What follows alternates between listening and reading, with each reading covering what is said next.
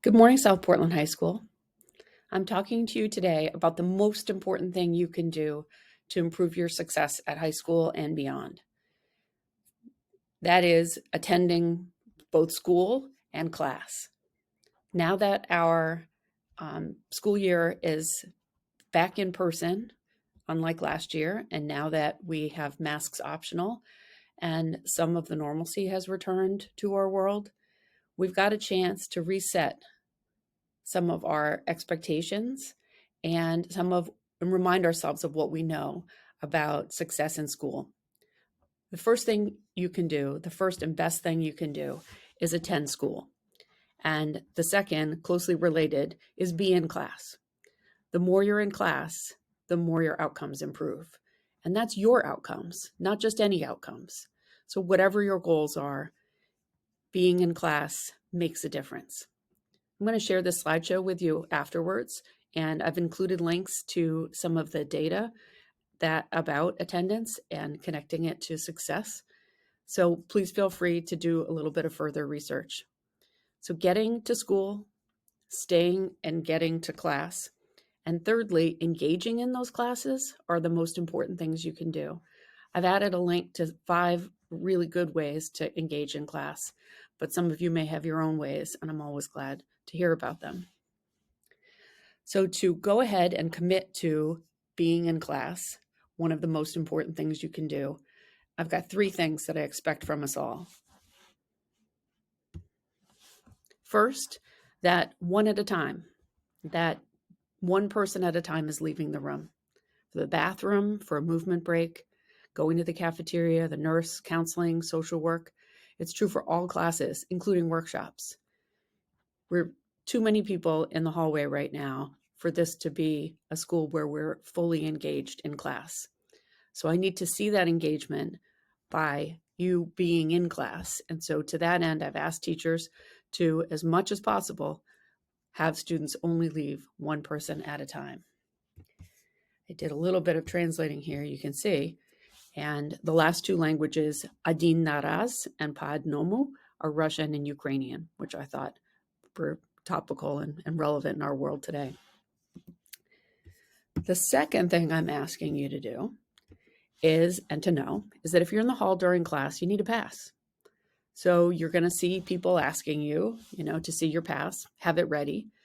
And it's going to be one of the ways that we all hold ourselves accountable to one at a time and being in class.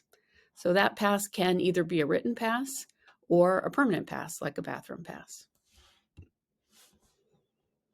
Thirdly, be on time to class. I know it's hard. You're in the hallway during passing time, connecting with friends, and that's great. But going ahead and being in class on time makes a huge difference. One of the things that we know is that the first and last parts of any story, any class, any experience have some demands on our memory. Like we will remember those first and last things as well as we remember anything else. So being there as the teachers lay out and work with you on the beginnings of that day's lesson and work is really important. So be there. And know that if we see you in the hallway and you haven't gotten to class yet, you may be given a pass to have that teacher signed, and there may be consequences if you continue to be late to class. And finally, after April break, we're going to close the cafeteria earlier than we have been. So the cafeteria will be open for an hour from 7:30 in the morning till 8:30 in the morning. And many of you, almost 100% of you, are here by the time school starts at 8:10. Training yourself to grab that breakfast, grab that snack early, and put it in your bag so that you have it later is going to be the shift that I'm requiring of all students, because we're going to close it down at 8:30. There's just too many people leaving class to go to the cafeteria. So that's coming soon, and we'll be starting after April break. Thank you for listening. I'm going to go ahead and pass the baton to the 2 APs. We're going to tell you a little bit more about the consequences for being late or being out of class. Thank you and have a good day. Hi, I'm Mr. Brenner here to talk about detention. Detention is an intervention tool that the school is using as a consequence for minor behavioral infractions. There are several infractions that will result in a detention. Some of those are excessive tardies to class or school, cutting classes, misbehavior, some disrespect around school, if you leave class and you're out too long, and there are other reasons that our assistant principals can assign detention. How is detention assigned? Students are called to the assistant principal's office, or we may seek you out in class and call you out into the hall to assign the detention. The best way to avoid getting detention is to follow the rules of the school. More importantly, if you get invited back to have a conversation with one of your teachers because you've been out of class too long or because you have done something in class that warrants a discussion, it is much wiser to go back for a 5 to 10 minute discussion with a teacher than it is to skip that comeback and end up with a 60-minute detention. Hello, South Portland High School. I'm here to share a little bit of information with you about how you serve a detention. So the four most important components are: put the date in your calendar so that you remember when your detention is, arrive at the lecture hall on time at 2:30.